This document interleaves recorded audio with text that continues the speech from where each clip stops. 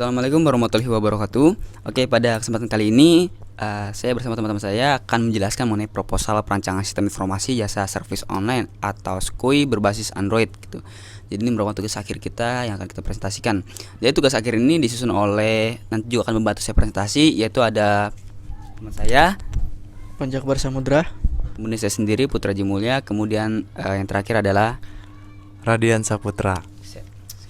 Oke, jadi ini adalah salah satu tugas dari prodi yang kami ikuti, yaitu program studi teknik informatika pada Fakultas Teknik dan Universitas Teknologi Sumbawa tahun 2021. Oke, di sini ada teknik kata pengantar, kemudian kita langsung saja ke daftar isi. Di sini daftar isi ini itu berisikan beberapa bab yang akan kita bahas. Kemudian di sini ada jumlahnya ada 5 bab dan ada 6 bab. Kemudian di sini juga terdapat beberapa subbab-subbabnya yang di dalamnya akan kita bahas juga nantinya. Kemudian di sini akan kita bahas juga profil bisnis. Jadi profil bisnis yang akan kita buat, yang akan kita bahas itu mengenai jasa service online. Jadi ini disusun oleh kita bertiga. Kemudian mata kuliahnya Technopreneurship, program studi teknik informatika Fakultas Teknik, dan dosen pengampu Ibu Farida Idi Fitriani MSc. Oke, kita langsung ke bab 1, yaitu mengenai pendahuluan. Jadi pendahulu ini ada latar belakang, di mana latar belakang ini yaitu yang mendasari kita untuk membuat ide bisnis ini gitu. Jadi saat ini pengembangan aplikasi sangat marak di kalangan masyarakat. Sistem operasi yang digunakan pun sangat beragam gitu. Ada Android, iOS, Windows Phone, dan lain-lain gitu ya. Jadi salah satu yang paling digunakan itu Android gitu. Operasi yang tak kalah canggih dengan yang lainnya karena sifatnya itu open source. Sistem operasi Android ini mudah dikembangkan oleh siapapun. Dapat dibuktikan dengan banyaknya aplikasi Android yang bermunculan seperti aplikasi kuliner, aplikasi jual beli online, dan lain sebagainya, termasuk game-game online juga yang sedang marak saat ini gitu ya.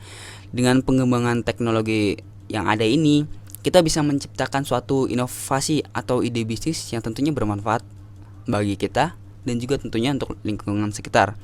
Contohnya ini yaitu service online. Jadi karena kita sekarang hidup di zaman yang modern, begitu banyak barang elektronik seperti smartphone, PC, printer, dan laptop. Barang elektronik tersebut pastinya akan mengalami namanya kerusakan. Nah, ataupun human error ya, yang menyebabkan fungsional dari aplikasi, dari sistem ataupun dari barang elektronika tadi rusak gitu. Jadi maka ini kita mendapatkan ide untuk membuat sebuah aplikasi yang bernama SKUI, yang dimana nanti yang bisa dijalankan untuk diakses oleh masyarakat luas dalam proses perbaikan atau servisnya gitu. Nanti kan kita jelaskan lebih lanjut. Jadi visi misi dari ide bisnis atau visi misi dari bisnis atau perusahaan yang akan dijalankan juga yaitu menjadikan usaha kecil menjadi maju dan berkembang, yang mengutamakan kualitas hasil dan pelayanan, sehingga pelayanan memiliki keinginan besar untuk bermitra atau bekerja sama serta nyaman menggunakan jasa pelayanan SKUI. Kepuasan pelanggan adalah kebahagiaan kami.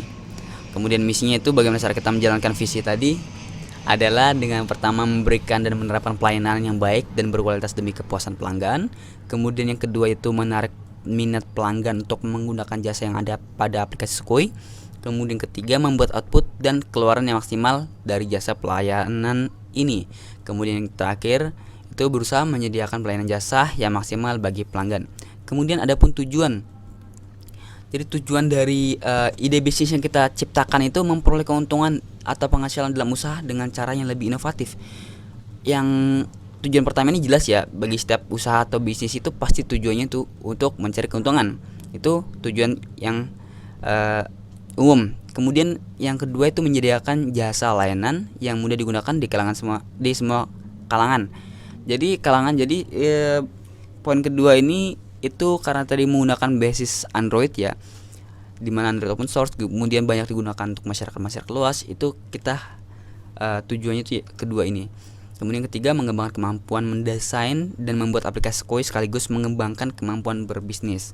Ini jelas karena kita juga membuat aplikasi SKUI ini untuk bisnis kita, dimana kita tuh belajar mendesain aplikasi juga sekalian belajar bisnis kita gitu dengan menggunakan aplikasi SKUI ini. Kemudian terakhir atau keempat yaitu membangun sebuah aplikasi untuk mempermudah jasa servis secara online. Ini kurang lebih seperti yang di nomor 2 berkaitan ya. Kemudian kita lanjut ke bab 2 di mana ini berisikan profil bisnis. Jadi yang pertama itu ada analisis bisnis atau menganalisa bisnis kita, di mana aplikasi ini merupakan salah satu ide bisnis yang juga sebagai suatu usaha dalam membantu pendapatan serta membantu kemudahan masyarakat umumnya yang menggunakan piranti komputer dan sejenisnya dalam perbaikan. Jadi bisnis kita analisa atau kita definisikan sebagai bisnis yang bisa digunakan di masyarakat umum, yang tujuan itu yaitu untuk mempermudah gitu ya, mempermudah masyarakat dalam memperbaiki piranti komputer ataupun sejenisnya seperti printer yang berkaitan dengan komputer gitu ya, yaitu dengan menggunakan aplikasi yang kita buat yaitu Skui. Jadi dengan mengaksesnya itu bisa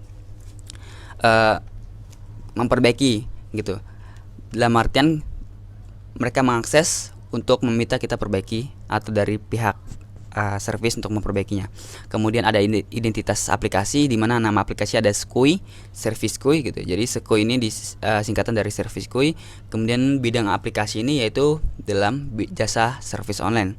Kemudian jumlah adminnya 1 orang. Nanti akan di handle oleh 1 orang admin gitu aplikasinya. Kemudian platformnya yaitu Android atau mobile.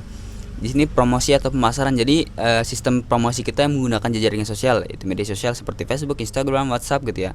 Kemudian kita juga menyebarkan beberapa pamflet. Kemudian dari mulut ke mulut, artinya dari mulut ke mulut. Jadi kita sebarkan, maksudnya kita promosikan. Kita bicara nih ketika kita bertemu dengan orang di jalan, nanti ayo mari silakan mampir atau silakan mendownload aplikasi kami gitu untuk mencoba gitu. Itu artinya mulut ke mulut. Kemudian yang terakhir adalah identitas usaha. Kemudian di mana mohon maaf, ini sebenarnya lokasi usaha ya. Mohon maaf, ini sebenarnya lokasi usaha. Usaha kami itu Jalan Kasturi nomor 31 RT 4 RW 3 Brambara, Kecamatan Sumbawa, Kabupaten Sumbawa. Kemudian bidang atau jenis usaha itu jasa perbaikan atau layanan servis online, nomor telepon sekian, bisa dihubungin. Oke, mungkin untuk bab selanjutnya itu bab aspek pemasaran akan dijelaskan oleh teman saya yaitu Panji Akbar Samudra.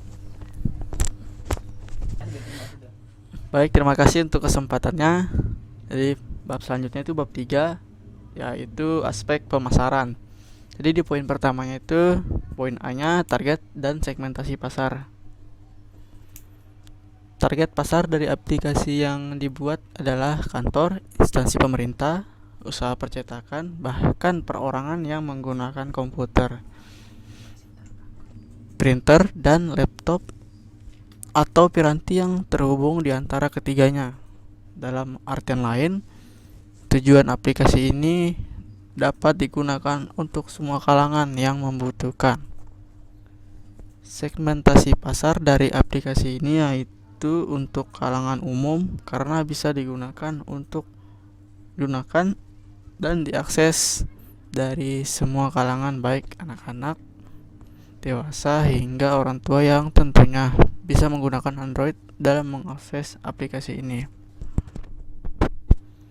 Selanjutnya poin B-nya, faktor kompetitif atau analisis persaingan.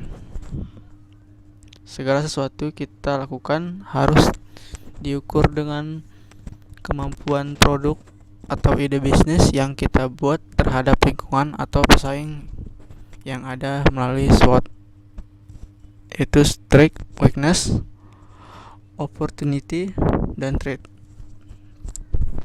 Baik, yang pertama itu strength atau kekuatan. Kekuatan dari produk atau aplikasi yang dibuat ini adalah pertama, menggunakan user interface yang friendly. Yang kedua, dapat digunakan untuk semua kalangan. Dan yang ketiga, privasi atau data pengguna terjaga. Lalu weakness atau kelemahan.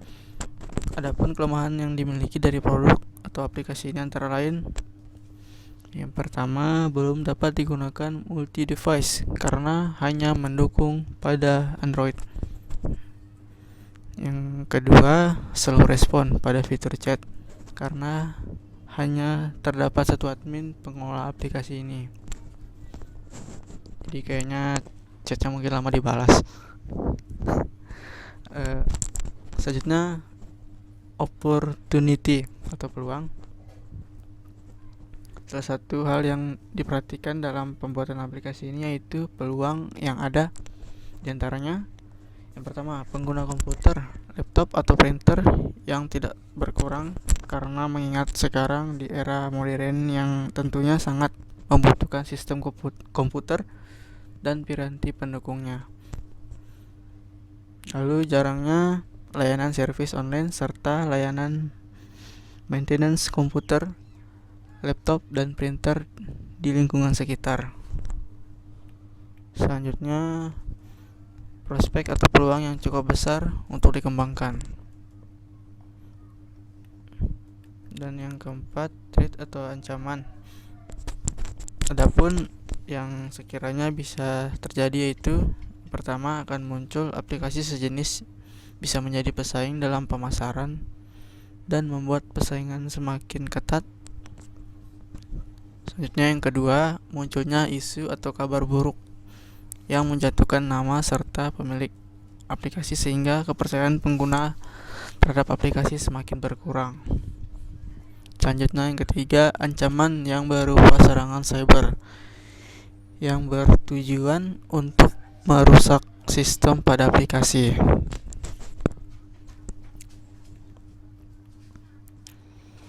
Menurut hasil survei yang telah dilakukan mengenai usaha atau ide bisnis yang sama maupun sejenis dengan aplikasi Skui ini masih sedikit dan hanya terdapat di kota-kota besar saja.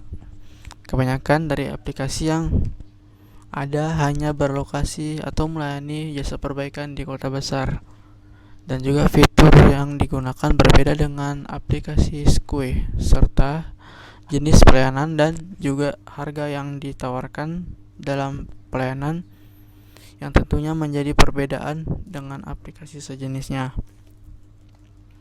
Namun, kami percaya di antara pencetus ide aplikasi maupun pebisnis, bahkan usaha yang menggunakan sistem layanan menyerupai aplikasi Skui ini dapat bersaing dengan persaingan yang sehat serta menciptakan silaturahmi antar pebisnis. Selanjutnya, poin C-nya yaitu rencana penjualan. Rencana pemasaran merupakan salah satu langkah pasti yang harus dibuat dan dilakukan sebagai tester atau percobaan awal pada ide bisnis atau aplikasi Skui ini.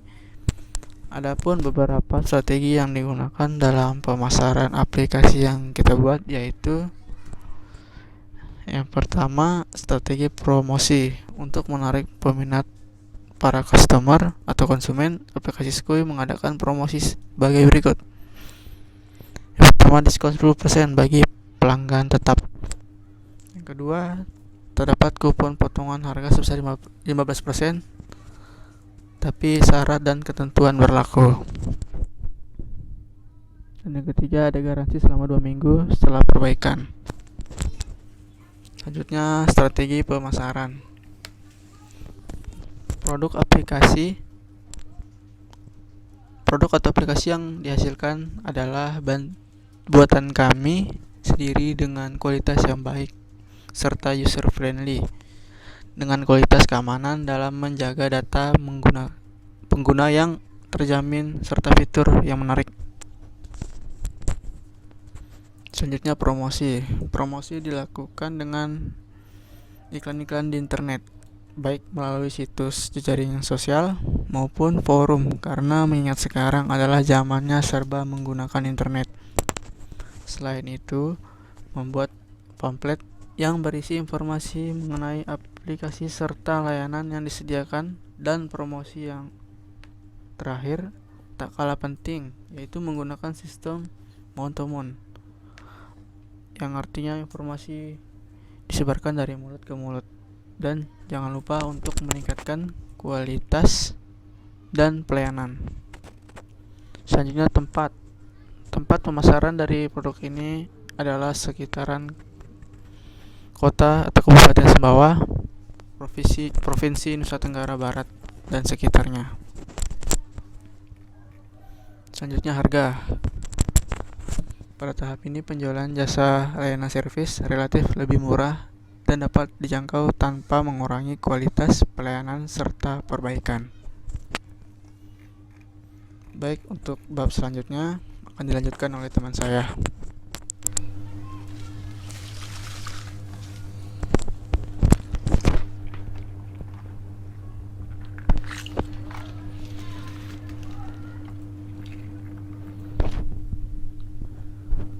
Oke, selanjutnya kita masuk ke bab 4, di mana bab 4 ini adalah bisnis model.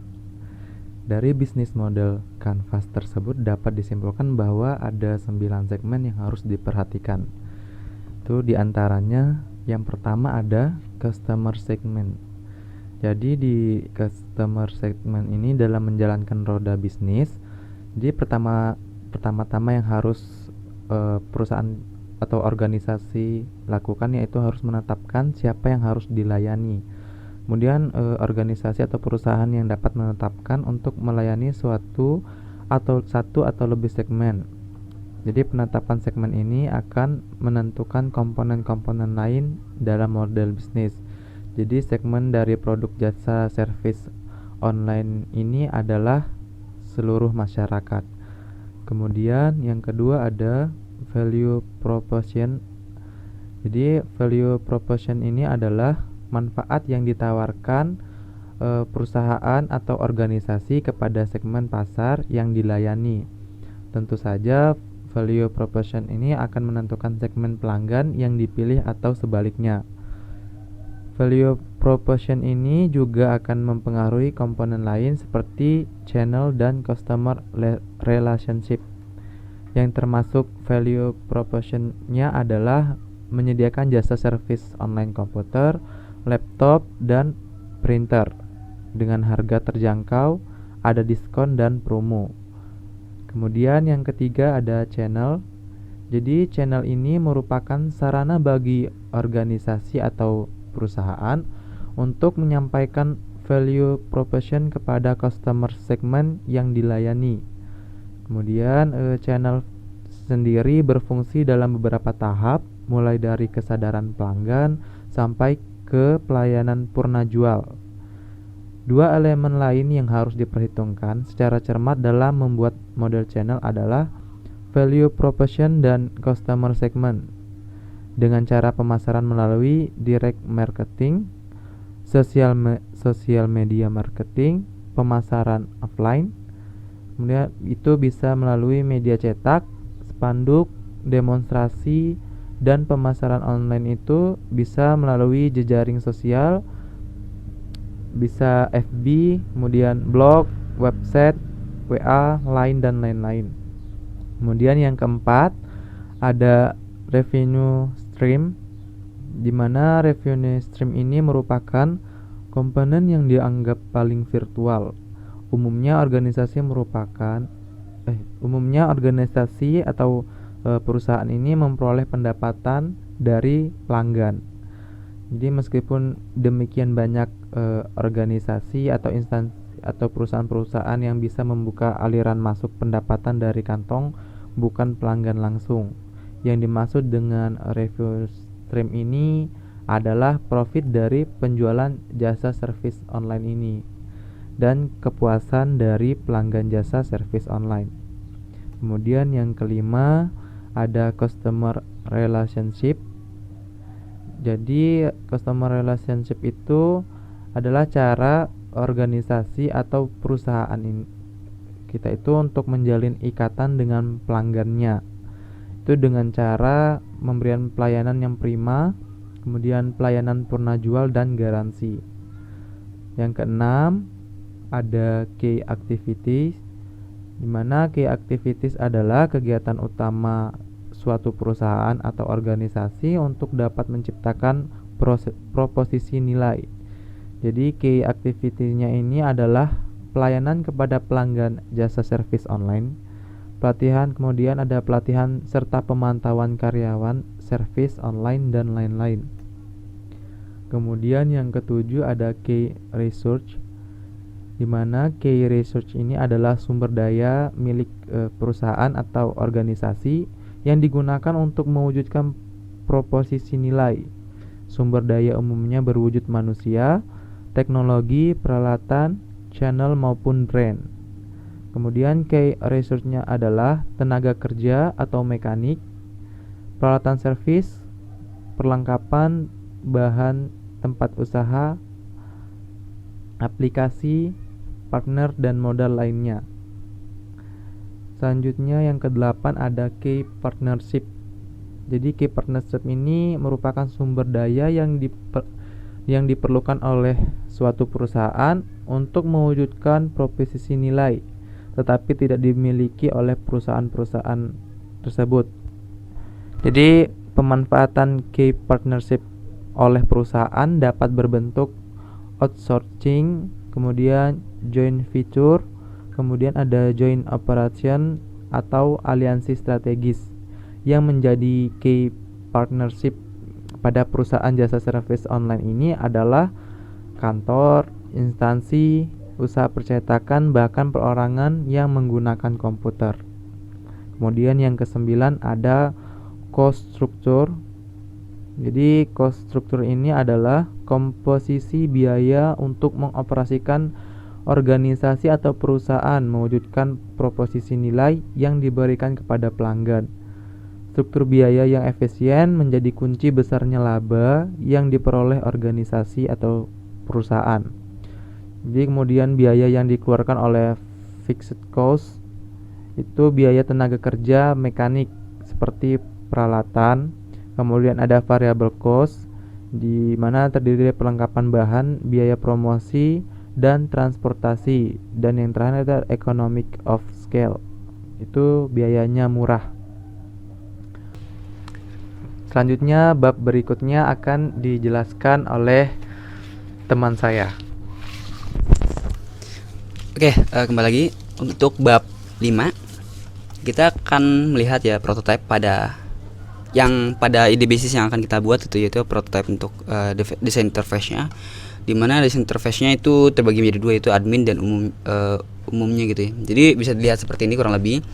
Ini ada beberapa tampilannya. Mungkin lebih jelasnya nanti akan ada link di deskripsi gitu ya, untuk membahas mengenai tampilan interface ini gitu lebih lanjut. Soalnya kalau seperti ini kurang bisa dijelaskan lebih jauh karena memang tampilannya agak kecil gitu. Oke, mungkin kurang lebih seperti ini ya untuk tampilan menu login admin seperti ini. Kemudian ini adalah tampilan dashboard pada halaman admin. Kemudian ini adalah tampilan profil admin. Ini adalah tampilan untuk menu daftar dan info anggota karena admin yang bisa melihatnya, seperti itu kurang lebih. Kemudian ini adalah tampilan menu chatting admin kepada user. Kemudian ini adalah tampilan menu service atau pesanan jasa gitu ya. Kemudian ini adalah menu tampilan pembatalan pesanan dari baik dari admin ataupun sebaliknya. Kemudian pada usernya prototipenya seperti ini kurang lebih. Desain interface-nya yaitu ada login, lanjutkan dengan about atau tentang aplikasi ya. Bagi yang belum tahu mungkin bisa klik aja about itu dengan icon tanda tanya. Kemudian di sini ada register. Kemudian di sini adalah home-nya atau menu dashboard-nya. Kemudian tampilan usernya, informasi user. Kemudian tampilan chatting user kepada admin. Kemudian di sini dilanjutkan dengan tampilan menu service ketika ada yang ingin diservikan mungkin mengakses menu ini. Yang terakhir yaitu menu informasi lebih lanjut. Kalau yang tadi menu tentang aplikasi, ini menu informasi yang lebih lanjut. Di sini terdapat pengembang dan lain sebagainya gitu. Yang sekiranya data itu bisa bermanfaat. Jadi deskripsi gambar mungkin lebih jelasnya di video saja gitu. Kenapa? Karena ini harus dijelaskan secara rinci gitu ya. Oke, kemudian kita langsung saja untuk ke bab terakhir, yaitu bab 6 perencanaan keuangan. Jadi di sini ada fixed cost yaitu sebuah nilai yang tetap gitu dari ide bisnis ini, dimana ada pembuatan aplikasi, hosting, wifi, desain aplikasi, handphone, gaji admin dan gaji mekanik atau gaji yang untuk memperbaiki ya. Di sini adalah uang yang digunakan yang tetap, dalam artian pembuatan aplikasi sekali, hosting domain itu sekali gitu ya, desain aplikasi juga sekali, dan handphone itu untuk pengaksesannya sekali gitu ya. Jadi dia tetap gitu. Kemudian ada variable cost, itu dimana yang berubah-ubah gitu, seperti pulsa, internet, promosi, maintenance aplikasi gitu, berubah-ubah, tidak tetap.